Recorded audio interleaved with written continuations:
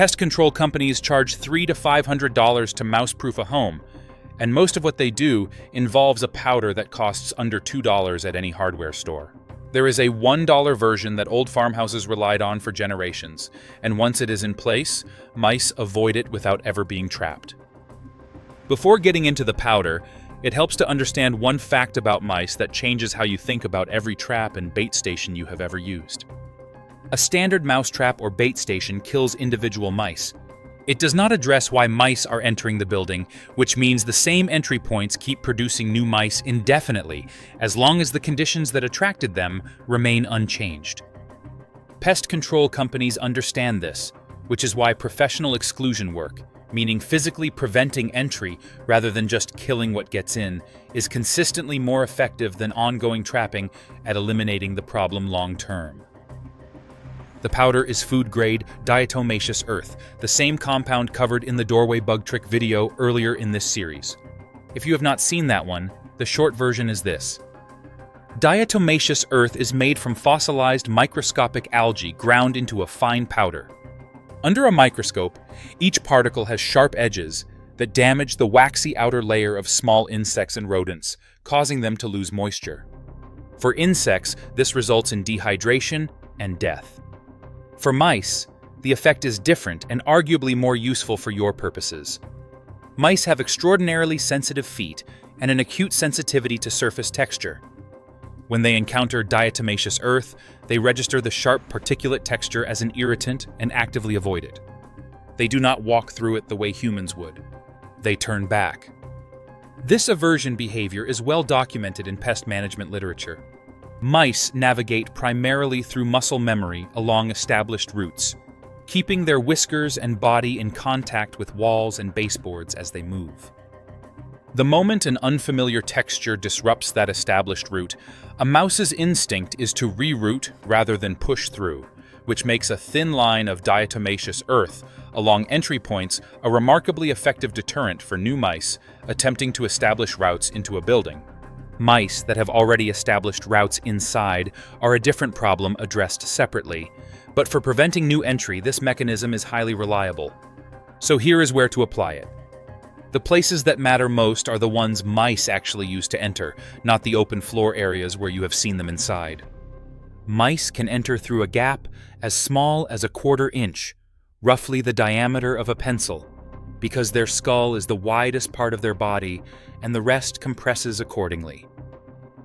The most common entry points are the gap where pipes pass through exterior walls under sinks and behind washing machines, the gap along the bottom of exterior doors where weather stripping has worn, the gap between the foundation and the bottom of exterior wall framing, which is often wider than it appears from inside, any crack in the foundation itself, and the area around dryer vents and exterior exhaust openings where the gap between the vent housing and the wall often widens over time. Apply a thin line of diatomaceous earth along the outside perimeter of each of these openings on the exterior side of the wall where mice would first encounter it before entering. The same thin application principle from the pest control videos applies here. You are not building a visible barrier. You are creating a surface texture that mice register and avoid on contact with their feet and whiskers. A line barely visible to the naked eye is more effective than a thick pile, which mice will simply walk around. Now here is where the second ingredient comes in, and this is the part that amplifies the deterrent effect significantly. Mice have a documented instinctive aversion to the scent of peppermint oil, specifically the compound menthol, which at high concentrations overwhelms their sensitive olfactory system. A bottle of pure peppermint essential oil costs between $3 and $6 and contains enough for many applications. Soak a few cotton balls thoroughly in the oil and place them directly at the same entry points where you apply the diatomaceous earth. The cotton ball holds the scent for several days before needing to be refreshed, and the combination of the physical texture deterrent and the scent deterrent creates two separate reasons for a mouse to turn back at the same point. The research on peppermint oil as a mouse deterrent is real, but comes with an honest qualification. Studies, including research published in pest management journals, have confirmed that high-concentration peppermint compounds do repel mice in controlled conditions. The qualification is that the scent dissipates relatively quickly in open areas, which is why cotton balls placed inside open rooms rarely produce results.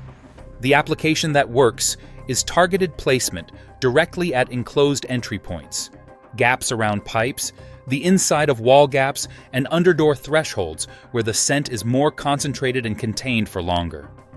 Replacing the cotton balls every 5 to 7 days keeps the deterrent active. There is a third component worth adding that old farmhouses used as a matter of basic construction maintenance, and which is more effective than either of the previous two methods at permanently solving the problem. That is physical exclusion, meaning sealing the entry points so nothing can pass through them at all. Steel wool is the material of choice because mice cannot chew through it, unlike foam sealant and caulk, which mice can gnaw through given sufficient motivation. Stuff steel wool into any gap around pipes, along the bottom of exterior doors where there is a visible gap, and around any penetration in the exterior wall. Then apply a layer of caulk over the steel wool to hold it in place and seal around the edges. This combination costs under $5 in materials and permanently closes the root without relying on ongoing deterrent behavior. Old barns and farmhouses maintained mouse-free grain stores for generations, not through poison and traps, but through a combination of tight construction that left no entry gaps, surfaces that mice found unwelcoming to cross, and the use of natural deterrent plants, including mint and lavender grown near entry points. The $1 powder and the peppermint oil are the modern convenience versions of that same three-part strategy. One thing worth knowing that changes how urgently you treat this in late summer and early autumn specifically. Mice do not randomly wander into homes year-round at equal rates. Their entry behavior spikes sharply in September and October in most of the United States and similar temperate climates, as outdoor temperatures drop and mice begin actively seeking overwintering shelter. A mouse that has been living in your yard or garden all summer will start probing the exterior of your building for entry points as the nights get colder, which means the window between late August and mid-October is the most important time to have exclusion measures in place. Setting up the diatomaceous earth barrier and sealing entry points before that seasonal pressure builds is considerably more effective than reacting after mice have already established indoor routes, since once a route is established and scent marked, more mice from the same local population will follow it. It is also worth understanding how mice move inside a building once they are in, because this shapes where secondary deterrent placement matters most. Mice almost never travel through open floor spaces if they can avoid it. They move along the base of walls, keeping their body in contact with a vertical surface on at least one side, which is why mouse droppings always appear along baseboards and behind furniture rather than in the middle of a room. This wall-hugging movement pattern means that a line of diatomaceous earth applied along a baseboard inside a room is far more likely to be encountered than the same amount scattered across open floor space. If you find droppings along a particular wall, that wall is the active route, and placing deterrents along that specific baseboard line directly interrupts the established path. A safety note on the diatomaceous earth, since it comes up with this application specifically. Food-grade diatomaceous earth is safe for use in areas accessible to pets and children once it has settled, but applying it near food storage areas requires care. The very fine particles can cause respiratory irritation if inhaled in quantity during application, so apply gently near floor level and avoid breathing it in directly while placing it. Pool filter grade diatomaceous earth is different and should not be used for this application. If you do all three of these things this week, seal the entry points with steel wool and caulk. Apply a thin line of food-grade diatomaceous earth along the perimeter of each sealed point as a secondary deterrent for any gaps you missed, and place peppermint-soaked cotton balls at each location.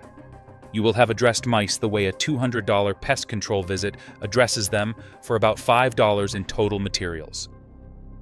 The next video covers the one thing about mouse infestations inside the home that traps consistently miss, and what to do about it once mice are already inside, so stay subscribed for that one.